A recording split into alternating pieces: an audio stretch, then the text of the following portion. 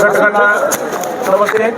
आणि आज या ठिकाणी सोन्या 50-50 हे अतिशय देखणं मैदान आयोजित केलेले राहुल गोरे यांचं बी मी अभिनंदन करतो की त्यांचं नियोजन आणि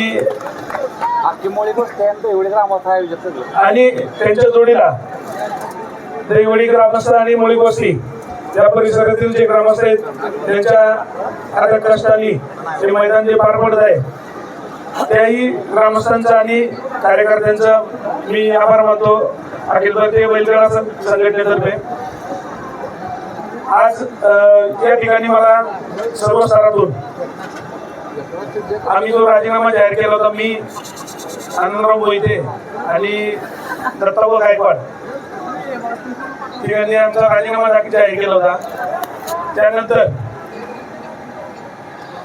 आमच्या तिघांचं बोलणं झालं आणि असं ठरलं की बाबा काही अडचणी होत्या, काही गोष्टी सरळ करायच्या होत्या, तर त्या पद्धतीने जर सर्व गोष्टी जर चालत असेल आणि बैलगाडी मालकांनी त्याला ती नियमावली घालून दिलेली आहे आणि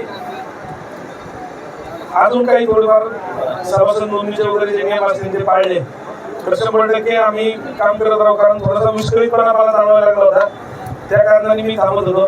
परंतु 100% मी माझा राजीनामा म्हणजे सचिवांकडे दाखल केलेला आहे आणि या सर्व गोष्टींचं जर पालन व्यवस्थित होत असेल तर 100% आम्ही तो राजीनामा माघारी घेण्याचा विचार केलेला आहे. मी आनंदराव आणि दत्ताभाऊ गायकवाड तर त्या संदर्भात आम्ही लवकरच जाहीररित्या तो मागे घेतल्याचा पण जाहीर करू.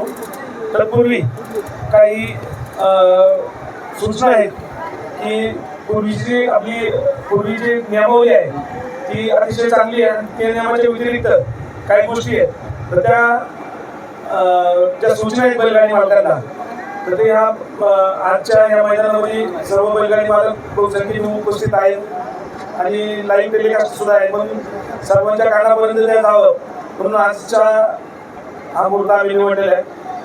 तर त्या संदर्भात मी विकास संघटनाने ते काही सूचना आहेत तर त्या वाचून दाखवतील. एक मिनिट माईक ट्रान्सफर करा, तिने पण माहिती आहे. आज या ठिकाणी संपन्न होत असलेलं सोन्या 50-50 केसरी आणि या मैदानामध्ये अखिल भारतीय बैलगाडी शर्यत संघटनेचे सर्व पदाधिकारी ज्येष्ठ पदाधिकारी या ठिकाणी आवर्जून उपस्थित आहेत. बैलगाडी शर्यत गेली आपण 4 ते 5 वर्ष अनुभवतोय, ज्याच्या मार्गदर्शनाखाली संपन्न होतीये. एक बैलगाडी शर्यत क्षेत्राला चांगली दिशा ज्यांच्या माध्यमातून झाली ते सर्व पदाधिकारी आणि पदाधिकारी अजून काही नियमावली दिली आहे ती या ठिकाणी मी जाहीर करतोय. आमच्या मार्गदर्शनाखाली जी नियमावली आलेली आहे आव्हानचं या ठिकाणी परमिशन घेऊन या ठिकाणी मी जाहीर करतो. पहिला जो नियम आलेला आहे, पहिलं जी नियमावली आहे ती अशी आहे, रोख रुपये 1,11,000 रुपयापर्यंतची मैदानं ही विभाग मर्यादितच राहतील. आपल्या लक्षात आलं असेल, विभाग मर्यादित म्हणल्यानंतर आपल्या लक्षात आलं असेल की ज्या मैदानामध्ये 1,11,000 रुपये बक्षीस आहे ते मैदान हे विभाग मर्यादित असेल आणि तो आयोजकांना अधिकार आहे. बक्षीस आपण एवढं लावलं तर पंचम म्हणजे विभाग मर्यादित जसे जसे असतील मैदानं त्या पद्धतीनं ते जाहीर करू शकतात. दुसरा जो महत्वाचा नियम आहे तो अखंड महाराष्ट्रात ओपनची मैदानं जे घेणारे आयोजक आहेत त्यांनी लक्षात घ्यायचंय त्या मैदानासाठी कमीत कमी रुपये 1,51,000 रुपये असं बक्षीस जाहीर केलं पाहिजे आणि त्याच्यावरचं जे बक्षीस असेल ते मैदान संपूर्ण महाराष्ट्रभरातील बैलगाडी महाराष्ट्रातल्या संपूर्ण बैलगाडी मालकांना त्या मैदानामध्ये पाहण्याचा अधिकार परवानगी राहणार आहे. सर्वात महत्वाचा मुद्दा आहे, मैदान चालू झाल्यापासून संघटनेने आपल्या सर्व बैलगाडी मालकांना एक गोष्ट आवर्जून सांगितली आहे की सभासद नोंदणी ही काळाची गरज आहे, महत्वाची गोष्ट आहे. त्यामध्ये सभासद नोंदणी करत असताना बैलगाडा मालक कमीत कमी 2 वर्ष त्या बैलगाडी मालकाला बैलगाडी शर्यतीचा अनुभव असला पाहिजे याची बैलगाडी मालकांनी नोंद घ्यायची आहे. जर त्यामध्ये जर काही नवीन बैलगाडी मालक असतील, म्हणजे ज्यांनी खेळ आत्ता चालू केलाय, काहींनी मागील वर्षी चालू केलाय, जे नवीन आहे त्यांच्यासाठी नियम आहे. नवीन बैलगाडी मालकासाठी सभासद आपल्याला जर व्हायचं असेल तर त्यांना पुढील 1 वर्षासाठी तात्पुरतं सभासद म्हणून पहिल्यांदा नोंद करावं लागेल आणि 1 वर्ष मागलं 1 वर्ष तात्पुरत्या सभासदाचं असे 2 वर्ष झाल्यानंतर त्यांना कायमस्वरूपी सभासद या ठिकाणी करून घेतलं जाईल. 5वा नियम आहे, सर्वात महत्वाचा नियम आहे, निकालाकरता ऑब्जेक्शन आलं, यात्रा कमिटी, तालुका कमिटी आणि जिल्हा कमिटी. आपल्याला माहिती आहे पंच कमिटी आयोजक या ठिकाणी निकाल देत असतात. तो निकाल यात्रा कमिटी लय झालं त्यानंतर तालुका कमिटी आणि तालुका कमिटीचा निकाल जिल्हा कमिटी इथपर्यंतच निकाल येणार आहे आणि या तिन्ही कमिटीचा निकाल हा अंतिम असणार आहे. बैलगाडी मालकाने तो निकाल मान्यच करायचा आहे. जर समजा निर्णय मान्य नाही केला तर त्या गाडी मालकांना दोन्ही बैल मालकांचे सभासदत्व 1 महिन्याकरता निलंबित करण्यात येणार आहे. म्हणजे बैलगाडी मालक लक्षात घ्या, आपल्याला जे पंच कमिटी आहे, तालुका कमिटी आणि जिल्हा कमिटी आहे यांनी दिलेला निर्णय हा अंतिम असणार आहे. जर आपण तो मान्य नाही केला तर दोन्ही बैल मालकांना 1 महिन्याचं सभासदत्व हे रद्द केलं जाणार आहे.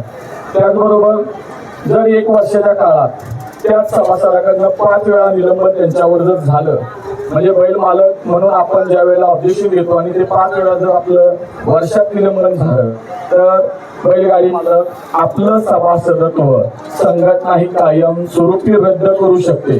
त्यामुळं आपण लक्षात घ्यायचं आहे. त्यानंतर दिनांक 15 सप्टेंबर 2026च्या अगोदर बैलगाडी मालकांनी आपली नावं सभासद नोंदणी करून घेणं बंधनकारक आहे. त्यानंतर होणाऱ्या संघटनेच्या मैदानामध्ये आपल्याला माहिती आहे, पहिली गोष्ट सभासद नोंदणी करणं गरजेचं आहे. 15 सप्टेंबर आपल्याला शेवटची तारीख या वेळेला दिलेली आहे. पुढची तारीख नसणार आहे. तुम्ही 16 सप्टेंबर जरी म्हणला तर तुमचं सभासदत्व करून घेतलं जाणार नाही. तर त्यावेळेला तुम्ही सभासदत्व का घेताय याचं कारण आहे, संघटनेच्या मैदानामध्ये तुम्हाला सभासद क्रमांक येणार आहे आणि पावतीवरती तो सभासद क्रमांक नोंदवला जाणार आणि मगच तुमची गाडी नोंद करून घेतली जाणार आहे. जर आपल्याला सभासद क्रमांक नसेल, पावती तुम्हाला नोंद करून दिली जाणार नाही. त्यामुळं आपली गाडी नोंद करून घेतली जाणार नाही. त्यामुळे आपल्याला सभासद क्रमांक असणं गरजेचं आहे. 7वा नियम आहे, तालुका कमिटीनं जर आपल्या तालुक्यात बाबांनो पदाधिकाऱ्यांसाठी 1 नाव म्हणजे जिल्हा सदस्य पदासाठी असेल तर त्यासाठी तालुका कमिटीनं शिफारशीसाठीच 1 नावाचा प्रस्ताव करून द्यायचा आहे. सर, तालुका कमिटी तालुक्यातील बैलगाडी मालक, तालुका कमिटी आणि तालुक्यातील बैलगाडी मालक आपण आपली मिटिंग लावायची, त्यात तो प्रस्ताव करायचा, सर्वानुमते मंजूर करून आपण संघटनेकडे तो प्रस्ताव पाठवायचा आहे आणि वरिष्ठ कमिटीकडे आलेला तो सादर झालेला प्रस्ताव त्या आधारे जिल्हा सदस्यांचे नेमणुकीचे पत्र संबंधित व्यक्तीला देऊन त्या संबंधित व्यक्तीचा या ठिकाणी जिल्हा बैलगाडी संघटनेच्या वरती नियुक्ती करण्यात येणार आहे. त्याचबरोबर कुठल्याही विभागातील बैल खरेदी करत असताना सर्वात महत्वाचा मुद्दा आहे, बैलगाडी मालक ऐका, कुठल्याही विभागातील बैल खरेदी करत असताना त्या व्यवहारात संबंधित आपण वकिलामार्फत तो व्यवहार नोटरी केला पाहिजे आणि नोटरी नाही केला तर नोटरी करणं हे बंधनकारक आहे. जर नोटरी नाही केला तर तालुका कमिटीचे 2 जबाबदार पदाधिकारी आपण त्यांच्या साक्षीनं व्हिडिओच्या माध्यमातून हा व्यवहार पूर्णत्वाला न्यायचा आहे, जेणेकरून आपला व्यवहार व्यवस्थित कायदेशीररित्या पूर्ण झाला ही त्या ठिकाणी आपल्याला त्याचा सबळ पुरावा मिळेल आणि पुरावा मिळाल्यानंतर या ठिकाणी कुठल्याही प्रकारचं त्याच्यावर ऑब्जेक्शन येणार नाही. त्यामुळं आपल्याला व्यवहार करत असताना एकतर वकिलामार्फत नोटरी करू, अन्यथा तालुका कमिटीचे 2 जबाबदारी पदाधिकारी घेऊन व्हिडिओच्या माध्यमातून हा व्यवहार पूर्णत्वाला न्यायचा आहे. आणि विभाग मर्यादित मैदानावर करार केलेले बैल चालणार नाहीत म्हणजे पळणार नाहीत याची नोंद बैलगाडी मालकाने ज्या विभाग मर्यादित मैदानामध्ये बैल मालकाचा हा बैल असलाच पाहिजे, कराराचा बैल चालणार नाही याची नोंद घ्या. आणि हे सगळे नवीन नियम मी या ठिकाणी संघटनेच्या माध्यमातून जाहीर केले. मनपूर्वक धन्यवाद. आणि मान तालुक्याचा युवा कार्यकर्ता याने एक चांगलं देखणं मैदान संपन्न केलं, त्याबद्दल अखिल भारतीय बैलगाडी संघटनेच्या वतीनं मी राहुल गोरे आणि त्याच्या संपूर्ण टीमचं मनपूर्वक आभार मानतो. गेल्या 15 दिवसापूर्वी आमच्याकडं सातारा जिल्ह्यातील प्रत्येक तालुका कमिटीचं एक पत्र आलं होतं. नवीन जिल्हाध्यक्ष नेमणुकीचं पत्र आमच्याकडे आलं होतं आणि त्या अनुषंगाने सर्व वरिष्ठांनी चर्चा करून त्या पत्राची दखल घेत सर्वानुमते 10 तालुक्याची पत्र आहेत माझ्याकडं. त्यांच्या सर्वांच्या मते नूतन जिल्हाध्यक्षपदी महेशप्पा चव्हाण कालगाव यांची निवड करण्यात आलेली आहे. त्याचबरोबर जिल्हा उपाध्यक्षपदी जावेदभाई मुल्ला तांबे कराड दक्षिण यांची नेमणूक केलेली आहे आणि दुसरे उपाध्यक्ष अनिल आप्पा काटकर खटाव तालुका यांची नेमणूक केलेली आहे. आणि येत्या 4 दिवसात म्हणजे 13 तारखेच्या मैदानाच्या अगोदर आम्ही उर्वरित जी पदं राहिलेली आहेत, मग सातारा तालुका असेल, मान तालुका असेल, फलटण असेल, वाई असेल, जावळी असेल, खंडाळा, त्याचबरोबर महाबळेश्वर आणि पाटण या तालुक्यातील तालुका कमिटी आणि बैलगाडी मालकांच्यातून जे नाव जिल्हा संघटनेकडे किंवा जिल्हा कमिटीवर येईल त्याला त्या पदाचं वाटप 13 तारखेला केलं जाणार आहे. तर आज मी अखिल भारतीय बैलगाडी संघटनेच्या अध्यक्षांना आणि सर्व वरिष्ठांना विनंती करतो की महेशप्पा चव्हाण यांना नियुक्तीचं पत्र देऊन त्यांचा सन्मान करावा.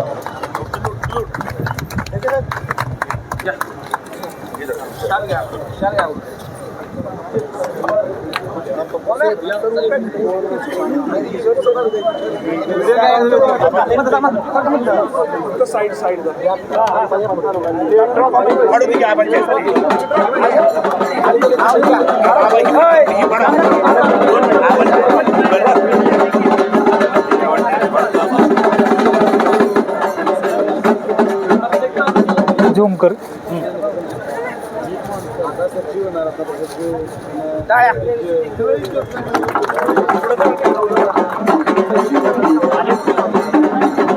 महेशप्पा संघटनेच्या वतीनं आपल्यावर जिल्हाध्यक्ष पदाचा पदभार दिल्यानंतर आपण त्या पदाला योग्य न्याय देऊन जिल्ह्यातील जी मैदानं संपन्न होतात तिथं सर्वसामान्य बैलगाडी मालकाला योग्य तो न्याय मिळवून द्याल ही अपेक्षा संघटनेच्या वतीनं आम्ही करतो.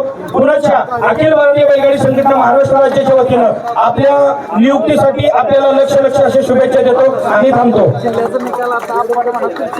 आणि बैलगाडी मालकांनी लक्षात घ्या, ज्यावेळी यात्रा कमिटी तालुका कमिटी निकाल देईल तो निकाल तुम्हाला मान्य होणार नाही. त्यानंतर जिल्हाध्यक्ष उपाध्यक्ष यांच्याशी आपण संपर्क साधायचा आहे. इथून पुढे कोणी मला किंवा आम्हाला डायरेक्ट फोन करायचा नाही. तुमच्याकडे पर्याय दिलेले आहेत यात्रा कमिटी तालुका कमिटी आणि जिल्हा कमिटी. इथून पुढचे निकाल सर्व त्यांच्याकडे राहणार आहेत याची सगळ्यांनी दक्षता घ्या. गोरे यांच्या वतीनं मैदान आयोजित केलं आणि या मैदानात मला तालुका कमिटी आणि अखिल भारतीय बैलगाडी संघटनेचे वरिष्ठ शेवायाबा विलास पैलवान आनंदप्पा दत्ताबाई गायकवाड तानाजी तात्या अशा सर्व वरिष्ठांच्याकडून मला जो मान सन्मान मिळाला जिल्ह्याचं लेमन नाना